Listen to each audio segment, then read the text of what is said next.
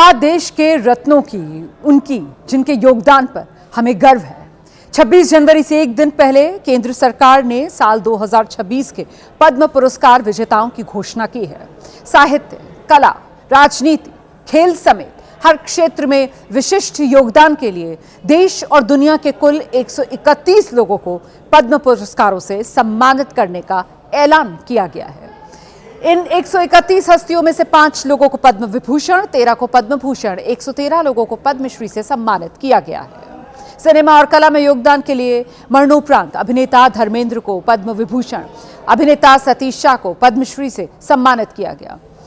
इसके अलावा अभिनेता धर्मेंद्र, आप जानते हैं उनका हाल ही में निधन हुआ था और सतीश शाह का भी हाल ही में निधन हुआ था। वहीं जानी मानी प्लेबैक सिंगर अलका याग्निक और मलयाली सुपरस्टार मम्मूटी को पद्म भूषण से, जबकि अभिनेता आर माधवन को पद्मश्री सम्मान के लिए चुना गया है। खेलों में योगदान के लिए इस बार 8 खिलाड़ी पद्म पुरस्कारों के लिए सिलेक्ट हुए। इनमें भारतीय क्रिकेट टीम के पूर्व कप्तान रोहित शर्मा, महिला क्रिकेट वर्ल्ड कप विजेता टीम की कप्तान हरमनप्रीत कौर हैं, पूर्व क्रिकेटर प्रवीण कुमार भी हैं, पूर्व टेनिस प्लेयर प्रकाश अमृतराज पद्म भूषण से सम्मानित किए जाएंगे।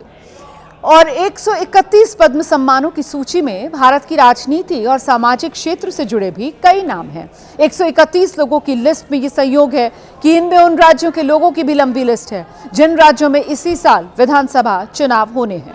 वैसे तो लिस्ट में सबसे ज्यादा 15 नाम महाराष्ट्र से हैं। इसके बाद दूसरे नंबर पर तमिलनाडु है, जहां से 13 हस्तियां पद्म पुरस्कार के लिए चुनी गई हैं। इस लिस्ट में पश्चिम बंगाल की 11 हस्तियां, केरल से 8 चुनिंदा लोगों को इस सूची में रखा गया है। इसमें भी एक विशेष बात है कि कुल 5 पद्म विभूषण का ऐलान हुआ और इन 5 में से 3 पद्म विभूषण केरल से ही हैं। इनमें केरल के पूर्व मुख्यमंत्री रहे वीएस अच्युतानंदन का नाम सबसे पहले है।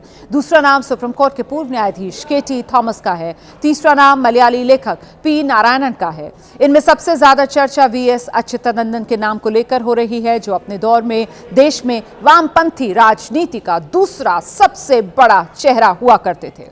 हालांकि पद्म पुरस्कारों को राजनीतिक नजरिए से नहीं देखा जाना चाहिए। इससे पहले भी सरकारें विपरीत विचारधारा के लोगों को ये सम्मान देती आई हैं, लेकिन राजनीति सियासी चश्मे से ही चीजें देखती है। ये भी कोई नई बात तो है नहीं।